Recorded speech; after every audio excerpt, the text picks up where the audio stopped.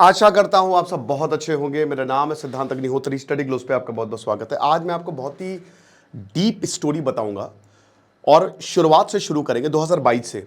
ठीक है, 2022 से कि आखिरकार बांग्लादेश में जो चल रहा है वो क्यों चल रहा है, कैसे आईएसआई सीआईए इन्वॉल्व है, कैसे अमेरिका इन्वॉल्व है, जॉर्ज सोरोज इन्वॉल्व है, ये सब हम तसल्ली से बात करेंगे। ठीक है, बता दूं कि नैनीताल जल रहा है दोस्तों, और नैनीताल पिछले एक हफ्ते से मैंने क्राइम अफेयर्स पे लेक्चर नहीं लिया, आज लूंगा। तो डिस्क्रिप्शन कमेंट बॉक्स में आज मैं नैनीताल की कहानी बताऊंगा जो माइनर रेप केस हुआ है, उसको सब्सक्राइब कर लीजिए। और हमारे इस चैनल को भी भैया 1 सेकंड लगेगा, फटाक से सब्सक्राइब कर लो, अच्छा लगता है। यहाँ पे बांग्लादेश का एक स्टेटमेंट आया है, और वो स्टेटमेंट ये है बांग्लादेश का। Major general retired ALM Fazlur Rahman ने बोला है कि हम एक काम कर सकते हैं कि अगर पाकिस्तान उधर से हमला करता है तो हम चाइना के साथ ये जो हमारा सिलीगुड़ी कॉरिडोर है ना, इसको कब्जा सकते हैं। ठीक है ना, इसको कब्जा कर सकते हैं और पूरा नॉर्थ ईस्ट जो है, ये पूरा नॉर्थ ईस्ट जो है ना, वो हमारा हो जाएगा। ये इसने साफ साफ बोला है कि नॉर्थ ईस्ट, उधर पाकिस्तान हमला करेगा, इधर हम चाइना के साथ मिलकर हमला कर सकते हैं और आसानी से नॉर्थ ईस्ट पे हम कब्जा लेंगे। अब जब ऐसा कहा गया तो भाई जाहिर सी बात है कि दिमाग खराब हो गया, भारत सरकार का दिमाग खराब होगा। और यही चीज़ जो है मोहम्मद यूनुस चाइना जाकर यही इंडोर्स करके आया था कि आइए आप बैठिए यहाँ पे बांग्लादेश के पास, अपना बिजनेस एक्सपैंड करिए और सिलीगुड़ी कॉरिडोर जो है वो आपका। अब आपको बताता हूं मैं असलियत क्या है। 2022 में 2022 में अमेरिका बांग्लादेश जाता है और वहां पे जो लेडी थी न्यूमैन अमेरिका की तरफ से, उसने शेख हसीना से बोला कि सुनिए, हमको आपका सेंट मार्टिन यहाँ पे पोर्ट जो है ना, अपना बेस बनाना है ताकि हम एक तो भारत पे भी नज़र रख सके, चाइना पे भी नज़र रख सके। तो हमको आपके पास अपना बेस बनाना है, आप हमको अनुमति दीजिए। शेख हसीना ने मना कर दिया कि आप हमारे काम में हस्तक्षेप मत करिए, आप अपना देखिए। दुनिया भर में सरकार को गिराने का काम इंटेलिजेंस एजेंसीज करती हैं। ठीक है, बहुत खतरनाक लेवल पे काम चलता है। मैं ज़्यादा तो इसमें डीप में नहीं जाऊंगा, बहुत सारी किताबें भी हैं, लेकिन बस मैं आपको इतना बता दूं कि ये लोग पॉलिटिक्स तक में हस्तक्षेप कर सकते हैं। एक मंत्री बैठा देंगे अपना, बस, बाकी आप सर्च करिए। तो बात यह है कि तब यहां पे अमेरिका ने बोला था कि कोई बात नहीं शेख हसीना, कोई दिक्कत नहीं है, ठीक है बेटा। हम बात करेंगे मोहम्मद यूनुस से। मोहम्मद यूनुस कौन है? कहा जाता है कि मोहम्मद यूनुस भी अमेरिका का एक एसेट है, एक नर्चर्ड एसेट है। मोहम्मद यूनुस, अमेरिका कह रहा है कि हम अपने स्टेक होल्डर मोहम्मद यूनुस से बात करेंगे। याद रखिए कि दुनिया भर में जो अवार्ड्स होते हैं उसमें लॉबिंग चलती है, नोबेल प्राइज में भी लॉबिंग चलती है। मोहम्मद यूनुस को जो ग्रामीण बैंक का आइडिया आया, उसमें अमेरिका बहुत ही खुश था, क्योंकि अमेरिका CIA या और अलग एजेंसीज के थ्रू इन बैंकों में अपना पैसा डाल सकती है। पूरी दुनिया में ग्रामीण बैंक खोलो, पैसा आएगा और पैसे से बहुत सारे ऑपरेशंस करवाए जा सकते हैं। सिंपल, कोई दिक्कत नहीं है। यही किया अमेरिका ने। तो ग्रामीण बैंक का आइडिया भी अमेरिका ने दिया, इसको पब्लिसाइज करना है तो ठीक है, इसको नोबेल प्राइज दे दो। मोहम्मद यूनुस घर घर का नाम हो गया। ठीक है, तो मोहम्मद यूनुस के थ्रू अमेरिका ने मोहम्मद यूनुस को नर्चर किया है, प्रॉपर बनाया है अमेरिका ने। आपको बता दूं, जब वक्त आया तो ये एसेट का इस्तेमाल अमेरिका ने किया। 2022 में ही अमेरिका ने मोहम्मद यूनुस से बात की। उसके बाद एक लंबी बातचीत चलती है और पिछले अगस्त में एक रेवोल्यूशन होता है। बांग्लादेश की सरकार गिर जाती है और कौन केयरटेकर बनता है? यही मोहम्मद यूनुस। इस मोहम्मद यूनुस को जितने भी कॉलेज छात्र हैं उनका समर्थन है। मोहम्मद यूनुस को बनाया जाता है चीफ, इंटरिम सरकार का चीफ। ठीक है, अब क्या होता है कि ये पहले प्रोटेस्ट जो थे वो आसान थे, शांति वाले थे, लेकिन छात्र शिविर ने इस पूरे प्रोटेस्ट को हाईजैक करके इसको एक हिंसक रंग दे दिया, वॉयलेंट रंग दे दिया। ये बात हुई एक पार्ट। फर्स्ट पार्ट में बांग्लादेश आज़ाद हो गया, मतलब एक तरीका आज़ाद, क्या वहां पे रेवोल्यूशन आ गया, क्रांति आ गई। और बांग्लादेश में कौन आ गया? मोहम्मद यूनुस, जो कि अमेरिका का एसेट है। तो अमेरिका अब अपने हिसाब से सरकार चलाएगा। जो बाइडेन ने भारत के खिलाफ बहुत खराब फैसले भी लिए, आपको बता दूं, और अब भारत के लिए बहुत बड़ी टेंशन हो गई। अब इसको दूसरे पार्ट पे आते हैं। भाई अमेरिका ने और पैसे दिए, अमेरिका ने ज़बरदस्त पैसे दिए, लेकिन अमेरिका डायरेक्ट नहीं दे सकता था। अमेरिका ने यूएसएआईडी जो चलती है उसके तहत पैसे दिए, फिर आरआईआई के तहत पैसे गया, उसके बाद वो आरआईआई ने पैसे दिए जो डेमोक्रेटिक एंडाउमेंट इंस्टीट्यूट है। ये किसका इंस्टीट्यूट है? ये जॉर्ज सोरोस का इंस्टीट्यूट है। जॉर्ज सोरोस के बारे में मैंने लेक्चर्स किए हैं मैंने लेक्चर। अब देखिएगा, वो आदमी सरकार गिराता है, वो आदमी इकोनॉमिक अनस्टेबिलिटी लाता है पैसे के दम पे, वो किताबें पब्लिश करवाता है, वो जर्नलिस्ट को खड़ा करता है पैसे के दम पे। वो deep state, America George Soros का यूज करती है, ठीक है, डीप स्टेट बनाने में। तो बांग्लादेश में पैसा आ रहा है।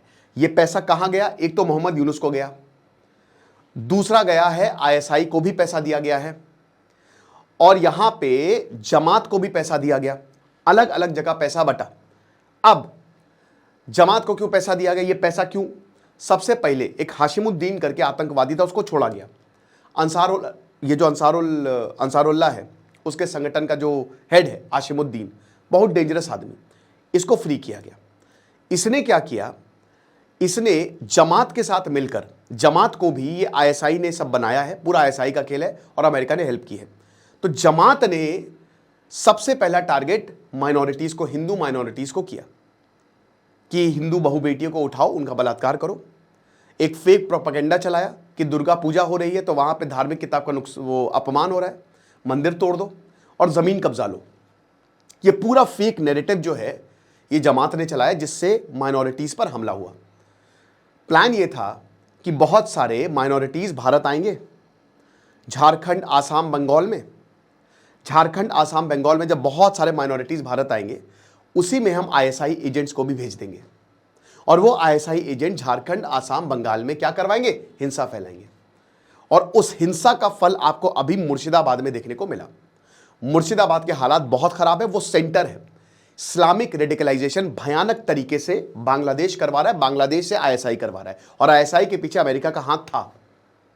और ये जॉर्ज सोरोस ये पूरा इन चीजों को पैसा दे रहा है, इनको फंड कर रहा है, पूरा पैसा अमेरिका का ही है, ठीक है।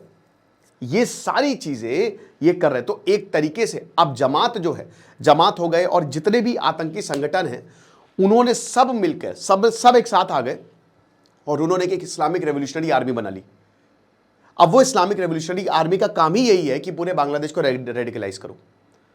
वो बांग्लादेश वो यही चाह रही है कि बस जितना हो सके हिंसा फैले, ठीक है। इससे आईएसआई का मकसद पूरा होगा कि आईएसआई जो चाहता है वो यहां पे भी आतंकवादी, उधर भी आतंकवाद फैला देगा, है ना, और बाकी तो है ही है।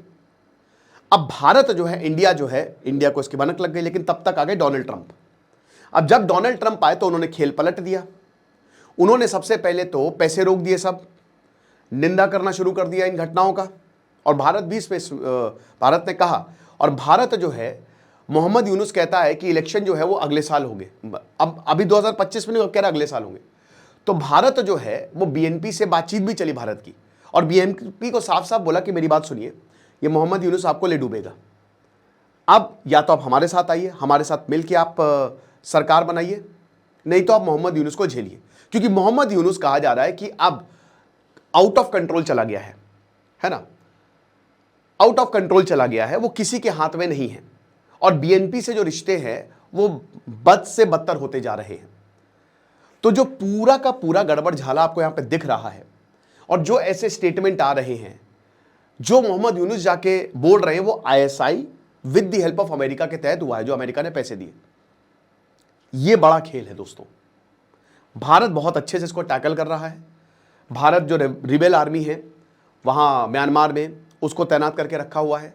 इन सब ने डीप एसेट्स बनाए। आपको बता दो, मणिपुर में भी हिंसा, किसी और दिन बात करेंगे, बट मणिपुर में भी जो हिंसा है ना, क्योंकि यहां से क्या ड्रग्स का ट्रेड होता है, गोल्डन ट्रायंगल है ना यहाँ पे, और उधर गोल्डन क्रेसेंट है, तो ड्रग्स का ट्रेड होता है। तो मणिपुर में जो हिंसा है दोस्तों, आप सर्च करिएगा, उसमें बहुत बड़ा हाथ है आईएसआई का, बहुत बड़ा हाथ है बांग्लादेश का, और इधर म्यांमार का। इन्होंने भी अपने डीप एसेट्स को नर्चर किया है और एक्टिवेट किया है कि चलो हो जाए काम शुरू। तो इसीलिए कहते हैं कि आप अमेरिका के ऊपर भरोसा नहीं कर सकते। लेकिन डोनाल्ड ट्रंप आए हैं, तुलसी गब्बार्ड अभी आई, उन्होंने साफ साफ इस चीज की निंदा की और उन्होंने कहा कि जो हो रहा है बहुत गलत। अब अमेरिका के स्टेटमेंट बहुत इंपॉर्टेंट है क्योंकि इससे भारत को फ्री हैंड मिल जाता है, राइट। और भारत जो है अपने हिसाब से गतिविधियां कर सकता है। अब आगे आने वाली सरकार, आपको मैं बता दूं बांग्लादेश का भविष्य क्या है। इस समय बांग्लादेश के आर्थिक हालात बहुत खराब हो चुके हैं, कहीं से पैसा नहीं मिल रहा है, जो पैसा आ रहा था वो गया, अमेरिका के इंटरेस्ट पूरे हो नहीं रहे हैं, इस्लामिक रेडिकलाइजेशन चरम पे है। तो अब क्या हो रहा है कि बहुत दिनों तक मोहम्मद यूनिस चलने नहीं वाले हैं, मोहम्मद यूनिस का जाना तय है।